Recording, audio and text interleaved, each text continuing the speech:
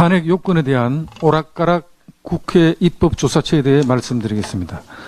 국회 입법조사처는 지난 23일 어느 민주당 의원실에 제출한 대통령 권한대행 탄핵안 국회 의결 정족수 답변서에서는 대통령 권한대행을 권한대행 취임 이전 총리로서 직무 수행하는 중 탄핵할 때는 총리 탄핵 의결 정족수 151석이 기준이 된다는 점에 대해 학계에 이론이 없다고 썼습니다.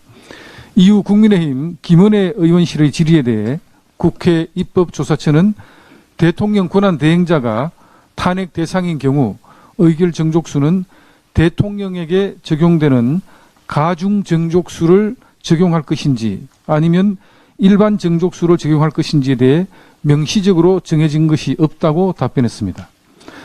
또한 입법조사처는 김은혜 의원실에 대다수의 헌법학자들이 대통령 권한 대행 중인 국무총리가 국무총리로서의 직무와 관련한 탄핵 사유가 발생해 탄핵이 될 경우에 일반 정족수에 의해 탄핵이 가능하다고 보고 있다.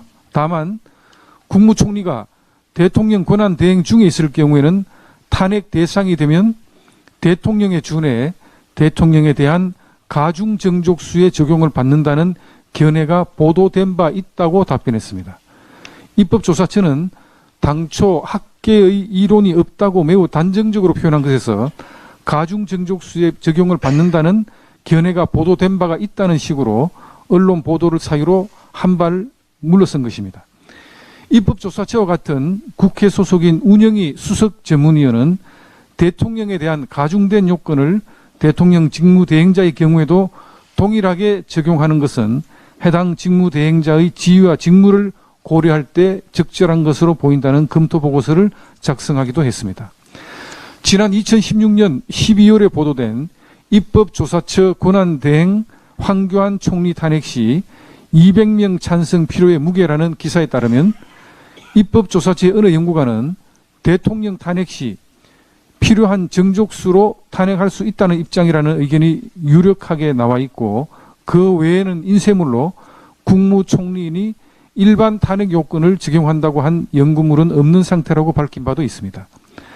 최근 기사만 살펴봐도 한국헌법학회 회장인 지성우 성균관대 교수, 이인호 중앙대 교수 등 유력한 헌법학자들이 대통령 권한대행에 대한 탄핵 관련 의결 정족수는 대통령 탄핵 기준인 200석이다라는 취지로 해석하는 보도도 많이 찾을 수 있는 상황입니다.